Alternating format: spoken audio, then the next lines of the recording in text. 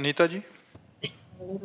राधे राधे महाराज जी। महाराज जी, मेरा प्रश्न गुरु मंत्र के विषय में है। क्या गुरु मंत्र एक स्थान पर बैठकर ही जपना चाहिए, चलते फिरते घर के कार्य नहीं, करते पवित्र अवस्था में चलते फिरते घर के कार्य करते हुए भी गुरु मंत्र जपा जा सकता है, लेकिन हमारा शरीर पवित्र हो, हमारे वस्त्र पवित्र हो और स्थान पवित्र हो तो हम गुरु मंत्र जप सकते हैं। उस गुरु मंत्र में पवित्रता की प्रधानता रहती है और नाम जप में आप चाहे जैसे हो, जहाँ हो, हर समय जप कर सकते हो, लेकिन गुरु मंत्र पवित्र अवस्था में, वो आप बैठकर काम करते हुए अगर आपको लग रहा है आपके शरीर के वस्त्र पवित्र है, आप पवित्र है और जिस स्थान पर हैं वो पवित्र है, तो आप निरंतर गुरु मंत्र जप सकते हो।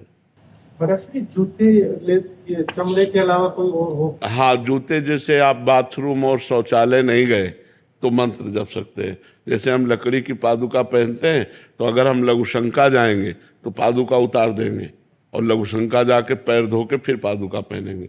पादुका पहनकर अगर लघुशंका गए तो उस पर गुरु मंत्र नहीं जप सकते। तो ऐसे ही जैसे प्लास्टिक के जूते हैं या अन्य हैं, वो केवल चमड़े के नहीं होने चाहिए और आपने उनमें लघुशंका या शौच आदि नहीं हुई तो आप वो पहन करके जप सकते हैं। गुड्डे, पर जब बाथरूम से सब बाहर आते हैं, घर में घूमते हैं, तो फिर क्या करें?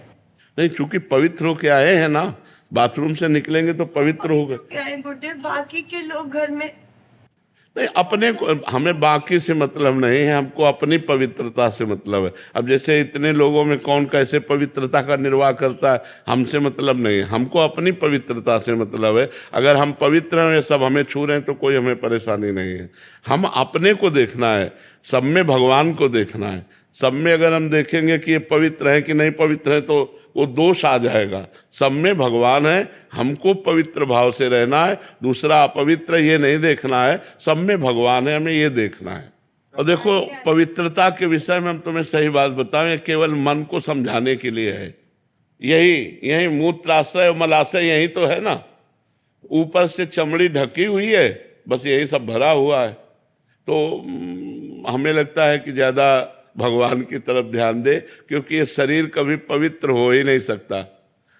एक रेशम की थैली में हम उदाहरण देते हैं, बड़ा रेशम पवित्र होता है और रेशम की थैली में शौच भर दो, लेटरिन भर दो, तो अगर आपको पता है तो आप उसे अपवित्र ही तो मानेंगे ना। तो यहाँ थैली में मलाई भरा है, नहीं भरा है, मतलब सबके भरा है कि नहीं। अब ऊपर से पानी डाल के नहा लिया, हम बोले पवित्र हो गए, और अंदर क्या थैली में भरा है? मल। तो वास्तविक पवित्रता है भगवान का स्मरण, भगवान का चिंतन। इसके ये साधारण पवित्रता इसलिए हम करते हैं कि हमारा मन भगवान में लग जाए, और जब मन लग गया तो इससे मतलब नहीं रहता है। तो सब में भगवत भावना करें, मन को भगवान में लगावे, उचित पवित्रता का निर्वाह करें।